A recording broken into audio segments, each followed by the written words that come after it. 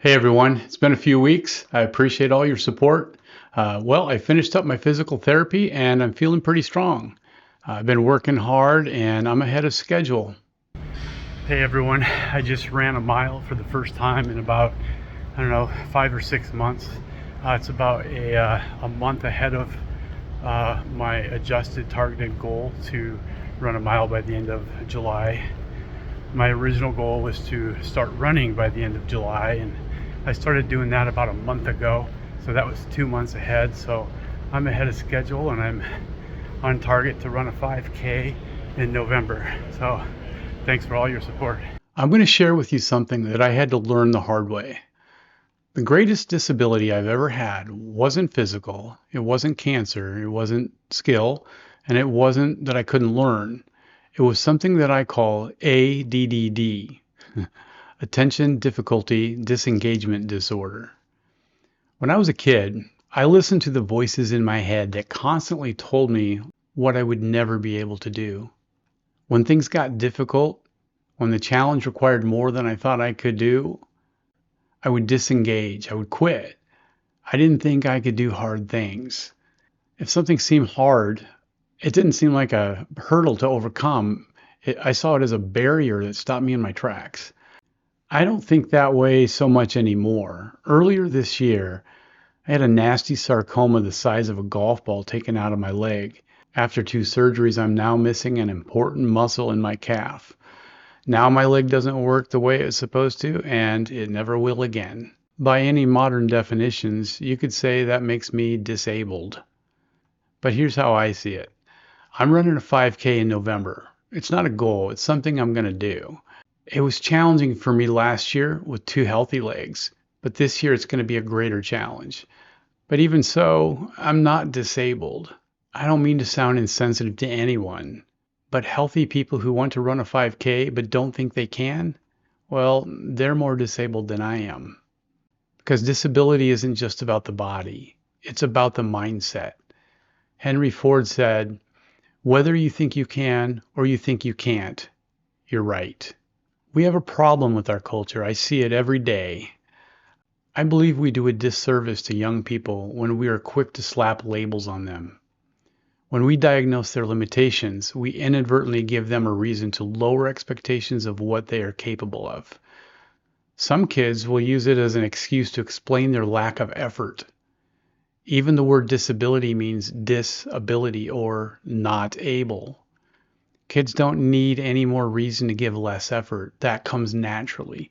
They need a reason to push through. They need encouragement and a reason to become all they are supposed to be and to be empowered to do what they are fully able and meant to do. Kids that think they can't usually turn into adults that think they can't. So many kids hear discouraging messages from their families or schools or social media or from the neighborhood. You can't do what other kids do because you can't focus, or fill in the blank. You can't focus because you have a disability. And because of your disability, we don't expect you to have to do what other kids do. And that's the moment that expectations start to shrink.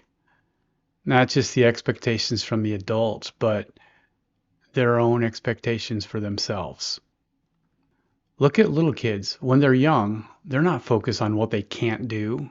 They believe they can do anything, and they try. It's when adults step in, start labeling them, diagnosing them, and protecting them from hardship. That's when they begin to believe the limits imposed on them. I believe that these are more limiting than those from their peers. So who gets to decide what we're able to do and not able to do?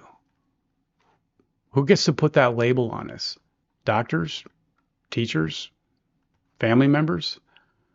Both my physical trainer and my doctor hinted that I may be too ambitious with my running goals. They don't get to define our future. They don't know what we're capable of. They're not the authors of our story. You don't need someone to tell you what you can't do. You need someone to tell you, this is the hurdle. It's going to be really, really hard, but you can overcome it. And here's why you must. When we're told we're broken, when people jump in to do the hard things for us, It becomes easy to step back, expect less of ourselves, and take the more comfortable road. And that's how we become disengaged. ADDD isn't a real diagnosis, but it's real. It's a disability that affects the most people. It's not the weakness in your leg, but it's the lie in your heart that says, I can't.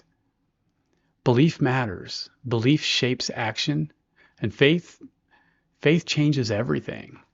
The Bible says in Hebrews chapter 12, no discipline seems pleasant at the time, but painful. Later on, however, it produces a harvest of righteousness and peace for those who have been trained by it.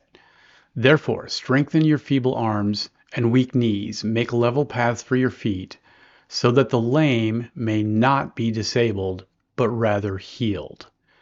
Now that's what we need to be teaching our children. So let me ask you, what's your perceived disability? What dream have you walked away from because it seems too hard? What's that thing that you won't even try because someone slapped a label on you or told you that you weren't enough? Don't confuse a hurdle with a barrier. Don't confuse difficulty with impossibility. You are more capable than you think, but you've got to stay the fight. You can do hard things, and you don't have to do them alone.